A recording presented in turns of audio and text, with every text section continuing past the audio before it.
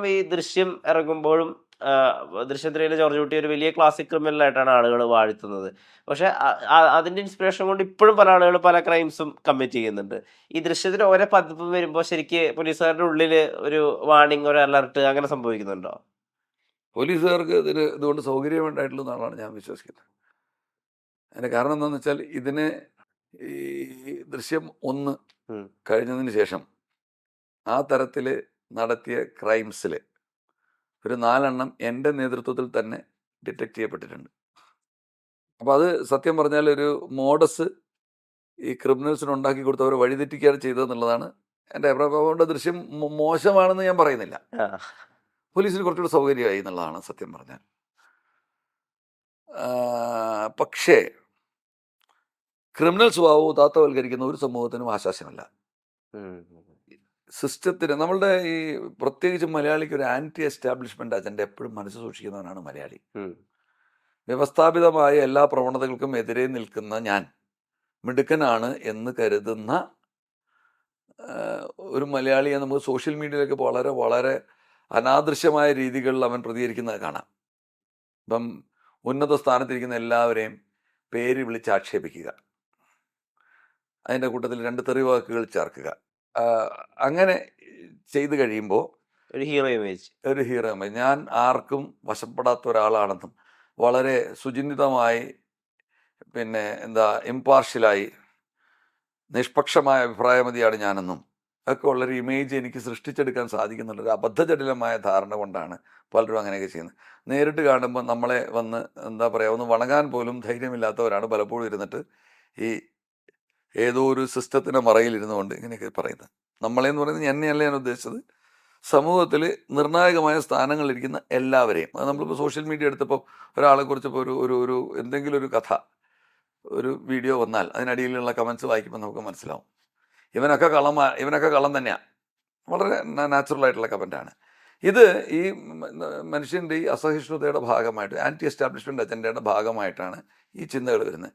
ഇതിനെ കമേഴ്ഷ്യലൈസ് ചെയ്യുകയാണ് ഇത്തരത്തിലുള്ള സിനിമകൾ ചെയ്യുന്നത്. അത് ആശാസ്യകരമല്ല. അത് ഈ സിനിമ നിർമ്മിക്കുന്ന ആൾക്കാരോടും അതിൻ്റെ അണിയറ പ്രവർത്തകരോടും ഒക്കെ എനിക്ക് പറയാനുള്ളൊരു സതുപദേശമാണ്. അത് അവർക്ക് കേൾക്കാം, കേൾക്കാതിരിക്കാതെ അവരുടെ സ്വാതന്ത്ര്യത്തിൻ്റെ ഭാഗമാണ്. അവരുടെ അഭിപ്രായ സ്വാതന്ത്ര്യം എപ്പോഴും ഈ നാട്ടിൽ നിലവിൽ നമ്മുടെ ഭരണഘടന അംഗീകരിച്ചു കൊടുത്തിട്ടുണ്ട്. അതിനൊന്നും നമുക്ക് അഭിപ്രായ വ്യത്യാസമില്ല. പക്ഷേ ഇത് അവനവൻ്റെ നേരെ വരുമ്പോഴേ പഠിക്കുകയുള്ളൂ, ബുദ്ധിമുട്ട് മനസ്സിലാവുള്ളൂ. ഇത് കണ്ട് ഇതിൽ നിന്ന് പ്രചോദനം ഉൾക്കൊണ്ടുകൊണ്ട് ഇത്തരം കാര്യങ്ങൾ വളരെ രഹസ്യമായി ചെയ്യാമെന്നും അങ്ങനെ ചെയ്യുന്നത് പോലീസിൻ്റെ കണ്ണ് വെട്ടിച്ച് മിടുക്കനാവുന്ന ഒരു ജോർജ് കുട്ടി എവിടേക്കോ എന്നിലുമുണ്ട് എന്ന് ഒരുത്തൻ കരുതുന്ന സമയത്ത് അതിനിരയാവുന്ന വ്യക്തിക്ക് ഈ സിനിമയുടെ അന്തസത്ത ഉൾക്കൊണ്ടുകൊണ്ട് ചിരിക്കാൻ പറ്റുമെന്ന് എനിക്ക് തോന്നുന്നില്ല. അവരെയും കൂടെ മനസ്സിൽ കണ്ടുകൊണ്ട് വേണം ഇത്തരത്തിലുള്ള കലാപരമായ പ്രവർത്തികൾ നടക്കേണ്ടതെന്നുള്ളത് വളരെ ഉത്കടമായ എൻ്റെ ഒരു ആഗ്രഹമാണ്. വളരെ അത്യാവശ്യമാണത്. അത് അങ്ങനെ ചെയ്തില്ലെങ്കിൽ ഇപ്പം ദൃശ്യം 1ഉം 2ഉം വലിയ വിജയമായിരുന്നു, 3ഉം വിജയമായിരിക്കാം, ആവട്ടെ. ആ കലാപ്രവർത്തകരോടൊക്കെ അവരുടെ ആ കലാപരമായ മൂല്യത്തോടുള്ള ബഹുമാനം, ഈ കലാകാരന്മാരെല്ലാവരും കള്ളന്മാരാണെന്നൊരു തിയറിയുണ്ട്. അപ്പം അതായത് കലാകാരന്മാർ, കഥാകാരന്മാർ, കവികൾ. നമ്മളുടെ പണ്ട് ഈ സ്തുതിപാഠക വൃന്ദമാണ് യഥാർത്ഥത്തിൽ കവികളായിട്ട് ശോഭിച്ചിട്ടുള്ളത്. അപ്പം പലപ്പോഴും പറയുന്ന ഒരു മന്നവേന്ദ്രാവിളങ്ങുന്നു ചന്ദ്രനെ പോലെ മുഖം. അപ്പം മന്നവേന്ദ്രൻ്റെ മുഖം യഥാർത്ഥത്തിൽ ചന്ദ്രോപരിതലം എങ്ങനെയാണോ അങ്ങനെയായിരിക്കും, അത് മറച്ചു കൊണ്ടുകൂടിയായിരിക്കും.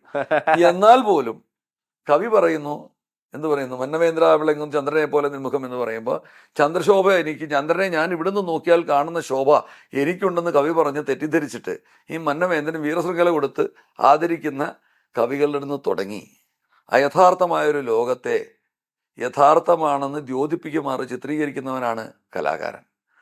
അതുകൊണ്ട് അയഥാർത്ഥ ലോകത്തിനെ യഥാർത്ഥമാക്കുന്നവനെയാണ് ഈ വിമർശകർ കള്ളൻ എന്ന് പറയുന്നത്. അങ്ങനെയുള്ള അഭൗമമായ യഥാർത്ഥ ലോകത്തിലേക്ക് നമ്മൾ ഉയർത്തി നമ്മുടെ മാനസിക ഉല്ലാസത്തിൻ്റെ കൂടെ മാനസികമായിട്ട് ചിന്താ വ്യാപാരങ്ങളുടെ ഉയർച്ചയും കൂടെ ഉണ്ടാക്കുന്നതിന് പകരം ഇത്തരത്തിലുള്ള ക്രിമിനൽ വൽക്കരണമാണ് അവിടെ നടക്കുന്നതെന്ന് വരികിൽ അത് സമൂഹത്തിന് മൊത്തത്തിൽ ദോഷം ചെയ്യും. ഇത് ഈ പ്രവർത്തകരോടെല്ലാം എൻ്റെ ഒരു റിക്വസ്റ്റ്. ഞാനൊരു സിനിമാ പ്രവർത്തകനല്ല, ഞാനൊരു വലിയ കലാകാരനും അല്ല. കലയോട് ബഹുമാനവും ആസ്വാദനക്ഷമതയും ഉണ്ടാവണമെന്ന് ആഗ്രഹിക്കുന്ന ഒരു ആസ്വാദകൻ മാത്രമായിട്ട് ഞാൻ പറയുന്നു. ഇത് ആശാസ്യകരമല്ല. ഉം. ഇതിൻ്റെ എന്താ പറയുക, കച്ചവടവൽക്കരണം. തീർച്ചയായിട്ടും നല്ല സിനിമ പണം ഉണ്ടാക്കാൻ വേണ്ടി തന്നെയാണ് ആൾക്കാർ ഉണ്ടാക്കുന്നത്. അപ്പം ഞങ്ങളിനി എല്ലാ എന്താ പറയുക പഞ്ചതന്ത്ര കഥകൾ മാത്രം അല്ലെങ്കിൽ സാരോപദേശ കഥകൾ മാത്രം ചിത്രീകരിച്ച് ഞങ്ങളുടെ ഉദ്യമം വെറുതെ ആക്കണോ എന്ന് ചോദിക്കുന്നതിന് എൻ്റെ അടുത്ത് മറുപടികളില്ല. അതൊക്കെ കലാകാരന്റെ സ്വാതന്ത്ര്യം. കലാകാരൻ്റെ സ്വാതന്ത്ര്യവും നമ്മുടെ സാമൂഹ്യ പരിഷ്കർത്താക്കളായിട്ടുള്ള മഹാമനീഷികൾ ആലോചിച്ച് ചിന്തിച്ചുണ്ടാക്കി തീരുമാനം പറയേണ്ട കാര്യമാണ്. പക്ഷെ ഇത് സമൂഹത്തിന് ആശാസ്യകരമല്ല എന്നൊരു പോലീസുകാരൻ്റെ എന്താ പറയുക വികടബുദ്ധിയിൽ തോന്നുന്ന വിലാപമായിട്ട് കണക്കാക്കിയാൽ മതി. ആൻറ്റി എസ്റ്റാബ്ലിഷ്മെൻ്റ് അജണ്ടയും ക്രിമിനൽ വൽക്കരണവും സിനിമയിൽ കൊണ്ടുവരുന്നത് അതുകൊണ്ട് ഒരു തരത്തിലും സമൂഹത്തിൻ്റെ വളർച്ചയ്ക്ക് സഹായകരമല്ല. ഈ ദൃശ്യം കണ്ടുകൊണ്ടിരിക്കുമ്പോ ഇത് ഞാനാണെങ്കിൽ ഇപ്പൊ ജോർജ് കുട്ടീനെ പോയി പിടിച്ചാലെ അങ്ങനെ തോന്നിയ സന്ദർഭങ്ങളുണ്ട് ഈ 1ഉം 2ഉം ഒക്കെ കാണുന്ന സമയത്ത്. ഞാൻ പറഞ്ഞില്ല 6 ജോർജ് കുട്ടിമാർ എൻ്റെ പിടിയിലായിട്ടുണ്ട് ഓൾറെഡി. മനസ്സിലായില്ലേ? 6 ജോർജ് കുട്ടിമാർ എൻ്റെ പിടിയിലായി കഴിഞ്ഞു. എൻ്റെ പിടിയിൽ എന്ന് പറഞ്ഞാൽ എൻ്റെ മാത്രം പിടിയിലല്ല, അത് എങ്ങനെയാണ് ഞങ്ങൾ പിടിച്ചതെന്ന് ഞാനിപ്പോൾ പറയാൻ ഉദ്ദേശിക്കുന്നില്ല. ഒരു സന്ദർഭത്തിൽ ആകെ വേണ്ടിയിരുന്നത് ഒരു ചിലപ്പോൾ അതിനകത്ത് ഈ ഒരു ദൈവത്തിൻ്റെ അദൃശ്യകരങ്ങളും കൂടി ഇതിനകത്തുണ്ടോ എന്ന് ചോദിച്ചാൽ ഇല്ലെന്ന് പറയാൻ പറ്റില്ല. ഉദാഹരണത്തിന് ഒരു കേസിൽ ഞങ്ങൾക്ക് ഈ ജോർജ് കുട്ടിയെ 100% സംശയമായിരുന്നു. കാരണം ജോർജ് കുട്ടി ആ സിനിമയിൽ ചെയ്ത എല്ലാ പ്രവൃത്തിയും അയാൾ ചെയ്തിട്ടുണ്ട്. അപ്പോൾ ആ പാറ്റേൺ അയാൾ ഫോളോ ചെയ്യാണ്. പക്ഷെ ഒരു കാര്യം മാത്രം മാച്ച് ആയിരുന്നില്ല. കാരണം എന്താണെന്ന് വെച്ചാൽ മാച്ച് ആവാതെന്ന് വെച്ചാൽ ഒരു ഇരട്ട കൊലപാതകമായിരുന്നു ആ കേസ്. അവിടുന്ന് കിട്ടിയ ഫിംഗർ പ്രിന്റ്സ് മാച്ച് ചെയ്യുന്നില്ല ഇയാളുടേതുമായിട്ട്. മാച്ച് ചെയ്യാത്തതിൻ്റെ കാരണം എന്തായിരുന്നു വെച്ച് കഴിഞ്ഞാൽ സ്മഡ്ജ്ഡ് എന്ന് പറയും ഞങ്ങളുടെ ഭാഷയിൽ. അതായത് ഈ ഈ രേഖകളുടെ എഡ്ജസും ഒക്കെ അത് കൃത്യമായിട്ട് കാണാൻ പറ്റാത്ത രീതിയിൽ ആണോ എന്ന് ചോദിച്ചാൽ അല്ലെന്ന് പറയാൻ പറ്റില്ല, അല്ലേന്ന് വെച്ചാൽ ആണെന്ന് പറയാൻ പറ്റില്ല. നമുക്ക് കോടതിയിൽ പ്രസൻറ്റ് ചെയ്യാൻ പറ്റുന്നൊരു ഫോറൻസിക് എവിഡൻസ് ആയിട്ട് കിട്ടാതിരുന്നൊരു സാഹചര്യം ഉണ്ടായിരുന്നു. അദ്ദേഹത്തിൻ്റെ ജോലി, ഈ പറഞ്ഞ പ്രതിയുടെ ജോലി എന്ന് പറഞ്ഞാൽ ഒരു ചായക്കട നടത്തുന്ന ആളാണ്. ഈ ചായക്കട നടത്തുമ്പോൾ അയാൾക്ക് ചെയ്യേണ്ടിയിരുന്നൊരു പ്രധാനപ്പെട്ട പണി എന്ന് പറഞ്ഞാൽ അവിടെയുള്ള എല്ലാ പാത്രങ്ങളും അദ്ദേഹം കഴുകാറുണ്ട് ചൂടുവെള്ളത്തിൽ. അപ്പം അങ്ങനെ സ്ഥിരമായി കഴുകിക്കൊണ്ടിരുന്ന വ്യക്തി ഞങ്ങൾ എടുത്ത് നോക്കുമ്പോൾ ഞങ്ങൾക്ക് വ്യക്തവും നമുക്ക് ഉറപ്പ് ഇന്നതാണ് ഇദ്ദേഹമാണെന്ന് പറയാൻ പറ്റുന്ന രീതിയിലുള്ള പ്രിൻ്റുകൾ മാച്ച് ചെയ്ത് കിട്ടുന്നില്ല. അങ്ങനെ ഇരിക്കുമ്പോൾ കോവിഡ് കാലം വന്നു. 1.5 വർഷം എല്ലാ കടകളും അടയ്ക്കപ്പെട്ടു. ഇദ്ദേഹം ഈ ജോലി ചെയ്യാൻ പറ്റാത്ത സാഹചര്യം ഉണ്ടായി. പാത്രം കഴുകൽ 1.5 വർഷം നിർത്തി കഴിഞ്ഞ് ഞങ്ങൾ എടുത്ത് നോക്കിയപ്പോൾ പ്രിന്റ് മാച്ചായി. അദ്ദേഹം ഇപ്പം അഴിക്കുള്ളിലാണ്. പറഞ്ഞ മനസ്സിലായില്ലേ? അപ്പം അത് പോലീസുകാരുടെ ബുദ്ധിയാണെന്ന് വെച്ചാൽ അല്ല. പോലീസുകാരുടെ ബുദ്ധി എന്ന് പറഞ്ഞാൽ അവസരോചിതമായിട്ട് ഈ 1.5 വർഷം കഴിയുമ്പം ഇതായിരിക്കുമോ കാരണം എന്നുള്ള സംശയം കൊണ്ട് വീണ്ടും പരിശോധിച്ചു എന്നുള്ളതാണ്.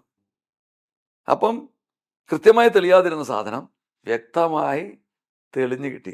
അയാൾക്ക് ഇതറിയാമായിരുന്നു, അയാൾക്ക് ചെയ്യാമായിരുന്ന ഒരു കാര്യം എന്തായിരുന്നു വെച്ചാൽ വീട്ടിൽ വെറുതെ ഇരിക്കുമ്പോഴും ജോലി ഇല്ലാതിരിക്കുമ്പോഴും നിരന്തരം പാത്രം കഴുകണമായിരുന്നു അയാൾ. ചൂടുവെള്ളത്തിൽ അദ്ദേഹം എങ്ങനെയൊക്കെ പറഞ്ഞ് മനസ്സിലായില്ല. പക്ഷെ അത് ഞങ്ങൾക്ക് പോലും അറിയില്ല അങ്ങനെയാണോ സംഭവിക്കേണ്ടത്, അങ്ങനെയാണോ സംഭവിക്കാന്ന് അറിയില്ല. പക്ഷെ ഒരു ചാൻസ് എടുത്ത് നോക്കി കൃത്യമായി 6 പ്രിന്റ് മാച്ച് ചെയ്തു. 9 എണ്ണത്തിൽ 3 എണ്ണം ഈ മരിച്ചുപോയ വ്യക്തികളുടെ ആയിരുന്നു, 6 എണ്ണം ഇദ്ദേഹത്തിൻ്റെ ആയിരുന്നു. അങ്ങനെ ആ കേസ് തെളിഞ്ഞു.